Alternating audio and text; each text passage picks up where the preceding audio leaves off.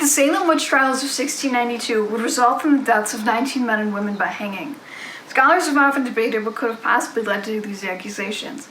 Many theories exist, including mass hysteria, ergo poisoning, and the influence of unusually cold weather.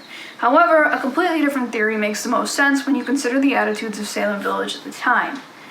The Salem Witch Trials were a direct result of socioeconomic conflict in the town. This can first be seen by looking at disputes over the status of the village itself.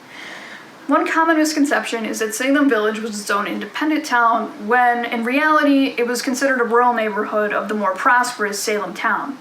So this meant that the people of Salem Village would pay their taxes to Salem town, and they couldn't use any of the money to their own benefit. However, if they were to get independent township status from the Boston court system, they could keep their tax money and could use it to their benefit. Unfortunately, Boston wouldn't allow this, and this is where the issue comes in, because people on the east were more wealthy farmers and merchants, while the people on the west were smaller farmers and couldn't really afford the higher tax rate.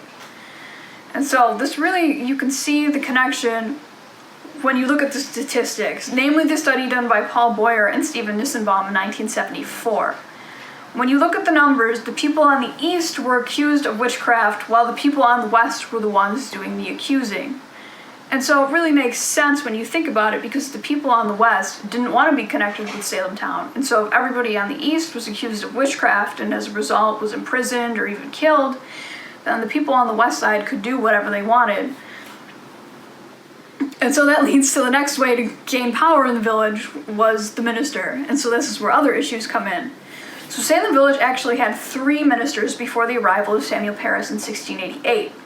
And there were typically a lot of issues regarding the ministers. They weren't getting paid when they were supposed to, and people in the village were often fighting over whether or not they wanted them to remain permanent or whether they should send them packing. And so it's interesting because the divisions between the East and West, based on the economy, also line up with the ministers.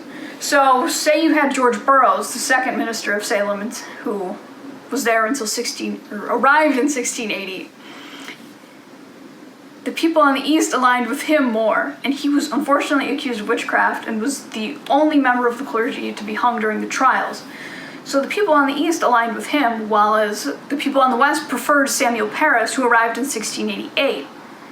And so what really occurred in Salem Village was a power struggle. If one side could control the pulpit, they would have more influence because the minister has the most influence in a town like Salem Village.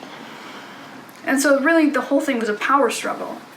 The Salem Witch Trials were a series of events that not only impacted the lives of those living in Salem Village, but also resulted in a tragic ending for others.